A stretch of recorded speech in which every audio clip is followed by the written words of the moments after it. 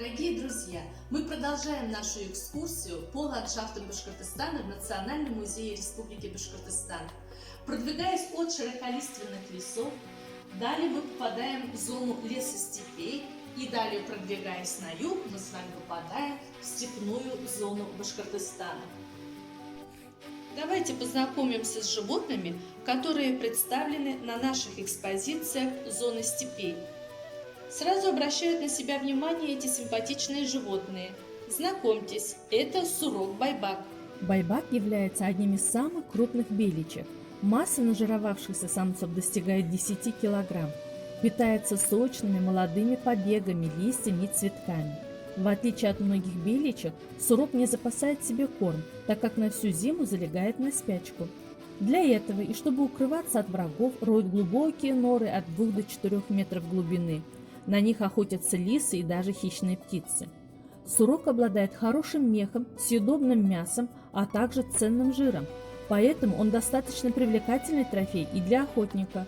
Но охота на них в Башкортостане запрещена. Он охраняется законом как вид, занесенный в Красную книгу Башкортостана. Байбак очень хорошо себя чувствует в качестве домашнего питомца. Выращенные с молодого возраста человеком, эти зверьки становятся ручными и будут с радостью общаться, играть, искать внимание человека. Сурок может залезть на колени, начать требовать почесывания и даже забраться ночью в кровать хозяина и уснуть. Байбаки очень социальны и требуют постоянного общения, а к человеку, который за ним ухаживает, они относятся не как к хозяину, а как к члену своей семьи. Таким же очень любопытным, сообразительным и общительным животным является ушастый еж.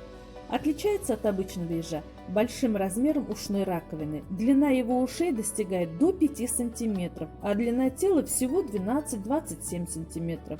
Иглами покрыта только спина. Основу рациона ушастого ежа составляют различные мелкие животные, в основном разные жуки и муравьи. Такую пищу еж без труда находит в достаточном для себя количестве в степях среди растений. Может также добывать ящериц, лягушек, грызунов маленьких размеров, птенцов и яйца птиц. Изредка лакомится ягодами и семенами. Интересно, что если в пищу ушастого ежа попало ядовитое животное, например, гадюка, то еж не пострадает от его укуса. Ушастый еж способен достаточно долго жить без воды и еды, около 10 недель, по данным исследователей. Еще одно интересное животное привлекает внимание людей в степной зоне Башкортостана. Это земляной заяц или большой тушканчик. У него короткое тело, а хвост почти в 1,5 раза длиннее туловища, до 30 см. По внешнему виду напоминает мини-кенгуру. Передние лапки тушканчиков короткие, а задние длинные и сильные. С их помощью тушканчики прыгают на расстоянии до 3 метров. В качестве жилища тушканчики вырывают себе норы длиной до 6 метров. Норы у них бывают временные, необходимые для спасения от хищников, постоянные для основного проживания, летние, неглубокие и простые, зимние, утепленные, отличающиеся глубиной, множеством коридоров, входов и выходов. Самая тяжелая летающая птица живет в наших степях. Дрافы похожи на страусов, но маленького размера.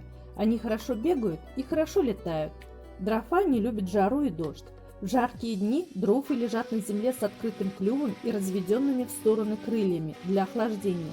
У птиц отсутствуют потовые железы, регулирующие температуру тела. У них нет и копчиковой железы, которая вырабатывала бы жир для смазки перьев.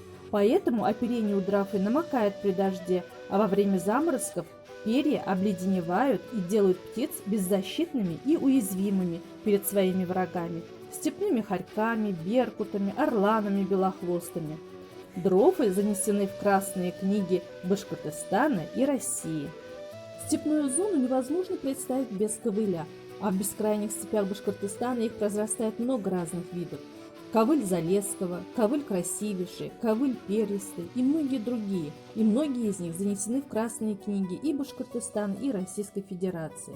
Это растение довольно скромное, но в то же время красивое, поэтому сегодня его используют как декоративное растение, высаживая в сады и украшая клумбы. Размножается ковыль семенами, которые в дикой природе разлетаются с помощью ветра на большие расстояния. Есть и другая технология размножения.